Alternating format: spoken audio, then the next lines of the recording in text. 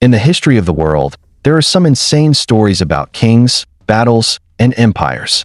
But this story is completely different. The most dangerous person here wasn't a king. He was a slave. A guy whose loyalty became a weapon for total destruction. This is maybe the craziest story of ambition ever. We're talking about a man who the world saw as literal property. But through pure evil genius, he climbed his way to the top of an empire just so he could tear it all down. He made kings, then he killed kings.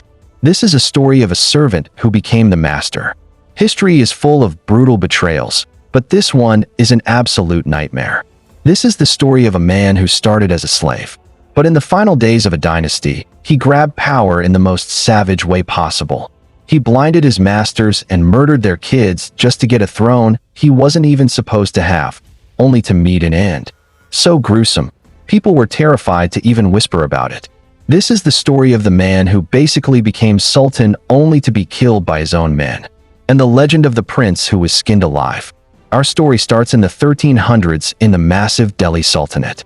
It's run by the Khalji dynasty, and the guy in charge is Sultan Alive Khalji, one of the most powerful and ruthless rulers you'll ever hear about. This guy was an absolute monster. He murdered his own uncle to get to the throne. He was a military genius who crushed Mongol invasions that destroyed other empires. And he had more money than you can possibly imagine. He had spies everywhere. And if you even looked at him wrong, you were done. This guy trusted no one because he knew exactly what it took to get power. But now it's 1315 and the great sultan is a total mess. He's sick. He's losing his mind to paranoia, and his control over the empire is gone. The court, which used to be completely terrified of him, is now full of schemers who want the throne. And right at the center of all this chaos is one man, Malik Kafur. Malik Kafur wasn't a noble. He wasn't a prince. He was a Hindu slave captured when Alauddin conquered Gujarat in 1299. People said he was incredibly handsome and super smart, which caught a general's eye. They bought him for 1,000 dinars, so they nicknamed him Hazar Dinari, the 1,000-dinar man. When he was brought to the Sultan, Kapur's rise was unbelievable. He went from a nobody slave to a trusted servant, then a top general, and finally the naive, the second in command of the entire empire. He was Aladdin's best general, leading armies in a southern India where no Delhi ruler had ever conquered, and he came back with insane amounts of gold, jewels, and elephants. To the paranoid sultan, Kafur was the perfect weapon. He had no family, no powerful friends. His entire life depended on the sultan. Alauddin saw him as a tool, someone whose loyalty was absolute. The historian Ziauddin Barani wrote that in his final years, the sultan had fallen deeply and madly in love with the Malik, trusting him with everything. This was Malik Kafur, the slave who became the second most powerful man in the empire.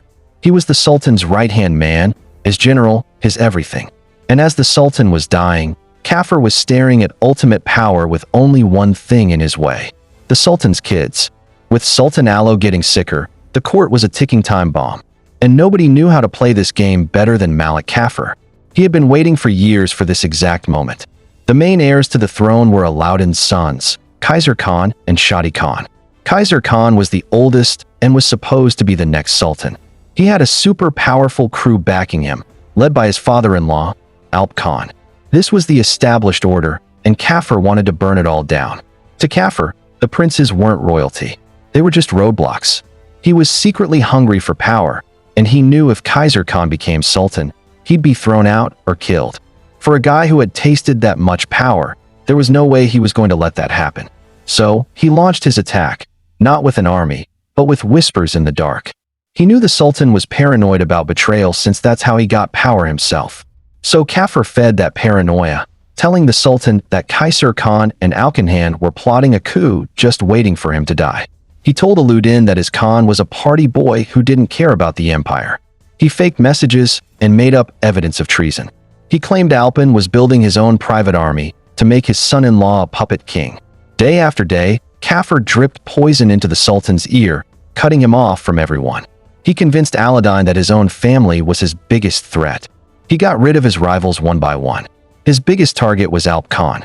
Kapur convinced the sultan that Alp Khan was the ringleader of the conspiracy and tricked Alauddin into ordering his execution. With Alpin dead, Kaiser Khan had just lost his biggest ally. The final move was turning the father against his son. Kafur convinced the Sultan that Kaiser Khan's popularity was proof he was a traitor. He tricked the prince into leaving the capital, basically banishing him. When the heartbroken Kaiser Khan came back to see his dying dad, Aladdin actually hugged him. It looked like the family bond might actually win. But Kafur was just too good at this game. He convinced the delirious Sultan that the prince was faking it. The Sultan finally snapped. He gave Malik Kafur the one thing he wanted, the power to imprison his own sons. Kaiser Khan and his brother Shadi Khan were arrested and thrown into the fortress of Gwalior. Their mom was put under house arrest. The heirs were gone. The rivals were dead. The path was clear. Malik Kafur, the 1,000-dinar slave, was now in charge. And this was just the beginning of the horror. With the real heirs in prison, Malik Kafur had all the power. But just locking them up wasn't enough. In the 14th century, a living prince, even in jail, could inspire a rebellion. To secure his power forever, Kafur did something unbelievably cruel. He ordered them to be blinded. In a cold cell in Gwalior, Prince Kaiser Khan, the man born to be emperor, was held down while a hot metal rod was shoved into his eyes. This was a message. A blind man could never be sultan. It was a public execution of his royal status. His brother, Shadi Khan, got the exact same treatment. The news that his sons had been blinded was the final shock for the dying Sultan Alive. Whether it was from grief or, as some people whisper, a final dose of poison from Kafur, Sultan Alive Khalji died on January 4, 1316. The mighty tyrant was dead.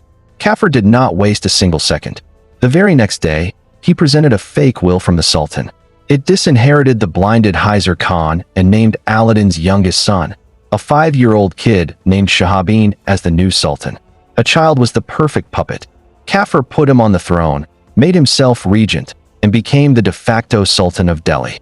To make it even crazier, he forced Aladdin's widow, the new kid Sultan's mom, to marry him. He was now the stepfather of the king he controlled. This was the ultimate power grab. The slave was now running the entire empire. Everyone in the court was terrified. Every morning he'd hold a fake ceremony with the child sultan to look official, then send the kid away and rule like a dictator. But Kafur knew he was on thin ice. The nobles hated him. He had no real claim to the throne. So he turned his attention to the last threat, Alaw's teenage son, Mubarak Khan. Kafur had Mubarak Khan arrested and gave the order. He was to be blinded, too. The assassins were on their way. The Khalji dynasty was about to be wiped out by the very man their father trusted most. This was Malik Kafur's ultimate betrayal. He didn't just steal the throne, he brutally destroyed the family he was supposed to protect.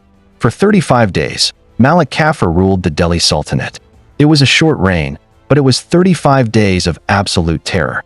With his puppet king on the throne, Kafur started a bloody purge.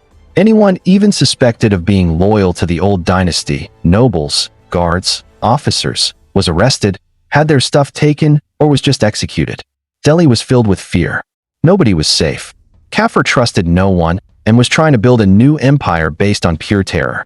And in this insane environment, a dark legend started. The history books say the princes were blinded and imprisoned, but the stories on the street were way more gruesome. The most horrific one was about the oldest prince, Kaiser Khan.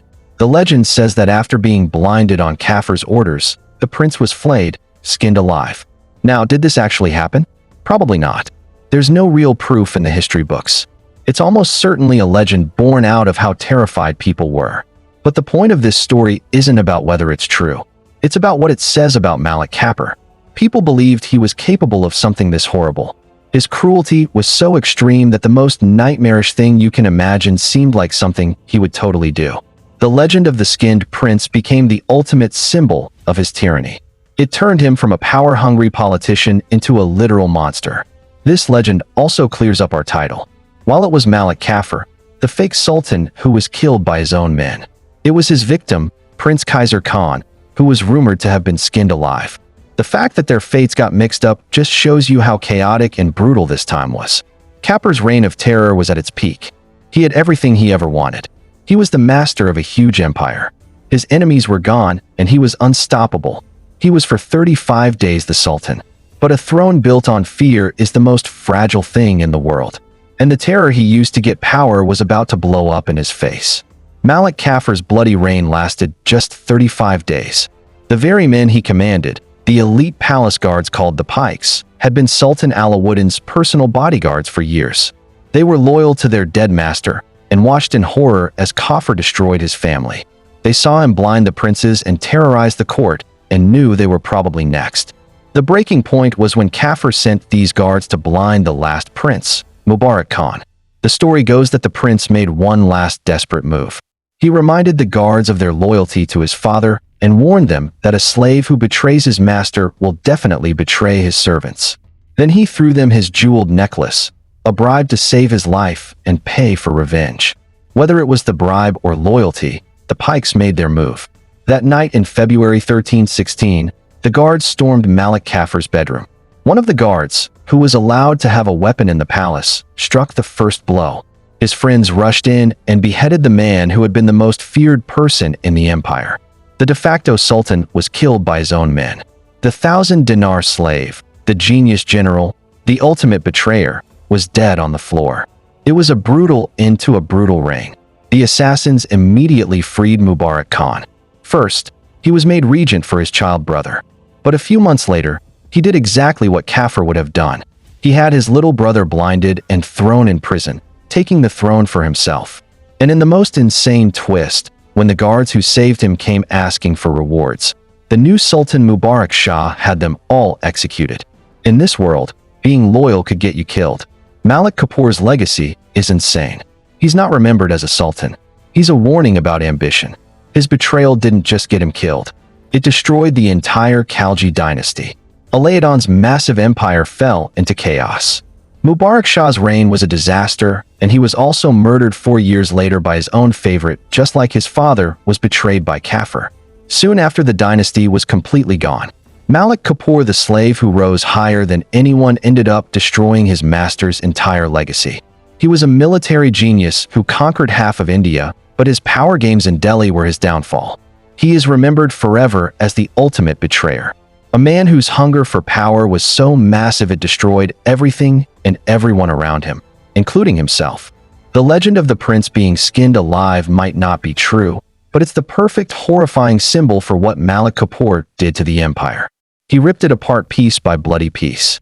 The story of Malik Kafur is an absolutely insane look at power, loyalty, and ambition. This guy started with nothing. He was literally property and rose to command millions. He was a product of a brutal system, and he used that brutality to try and beat it. His 35-day reign of terror is one of the most wild and violent moments in the history of the Delhi Sultanate. A short, bloody chapter that brought down a whole empire. But what do you think? Was Malik Kafur a total monster? Or was he just a creation of the crazy, paranoid world he lived in? Was it pure ambition? Or was he getting revenge on the system that enslaved him? Let us know what you think in the comments below. And if you thought this story was as crazy as we did, smash that like button and subscribe for more hidden histories. Thanks for watching.